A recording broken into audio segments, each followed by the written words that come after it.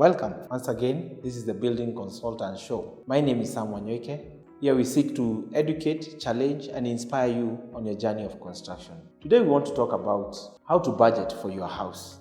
How much do you need in order to come up with a building?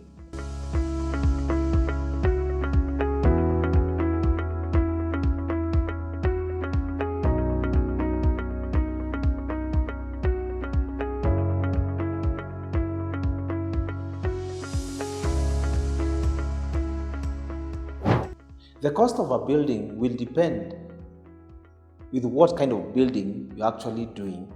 We have bungalows, which are very small houses. We also have maisonettes that are termed as residential for a single dwelling use.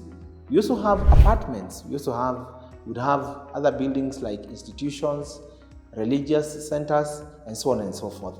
But for today, we want to talk about specifically if you're budgeting for a residential house, and maybe for that case, it could be a maisonette or it could be a bungalow. The main difference between a bungalow and a maisonette is that a bungalow does not have a floor above the ground floor. It only goes up to ground floor and then it is covered.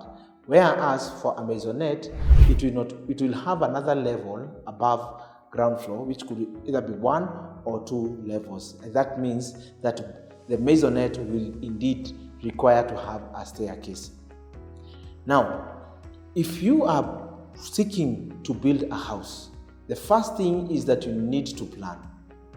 Otherwise, if you are not able to plan and you do not know the cost, then you will reach a point and you will not be able to finish building. And those who look at the project, they will find it funny that you began to build the house and you are not able to complete. Very important, you need to have the budget of the house in mind.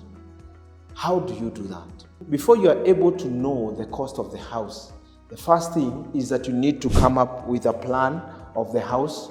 That means that you need to know how much spaces are needed for each and every other room. Actually, you also need to know the number of rooms that you need. So to be able to know everything that concerns the house, then you need to come up with a plan of the house. So once the plan of the house is up, then you work out the floor area, the areas of every room. You need to have a sum total of every floor, of every area. That includes also the circulation. Circulation here, we are talking about the corridors and the balconies. So once the area has been determined, the next thing is to work out an estimate of the house.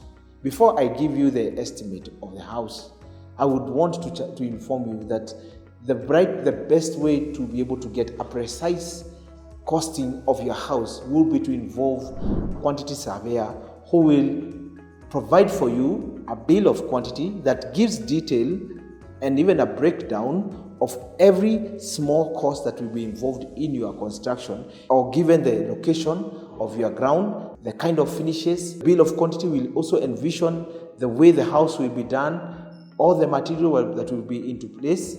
So the details that are in a bill of quantity are more precise. But for today, for the sake of the viewer, we want to just give a general figure that would help you to have in mind a value that will be good enough for you to budget for. So if you are doing something between a bungalow or a maisonette, once you have determined the area of the house, you need to also know the kind of finishing that you will do. So depending on the kind of finishing that you do, because we have a low-end finish and a high-end kind of a building, then you need to give a figure between 25,000 per meter squared to 40,000 or even 50,000 per square meter, depending on the finish that you will do. So if you are doing just a very simple basic unit, then once you have determined the area per square meter, then multiply that with the least figure, which is 25,000. But if you want to do a decent house, I think the best average that you need to do with is something to do with 35,000 will be good enough for you to be able to have a figure that is more in touch with what you want. So 35,000 will be good per square meter. That is to say that you also need to know not only the number of units, but you also need to know the kind of finishing that you will do, the kind of items that you need that will help you. So besides the kind of finishing that you do, remember that the cost is usually affected by the size of the units. If you are envisioning to do big size rooms, then know that the bigger the size of room, then the higher the cost that it is, because we are estimating our cost based on the square meters. Besides the size of rooms and the kind of finishing that you do, then you also need to have in mind that the cost is also affected by two other things.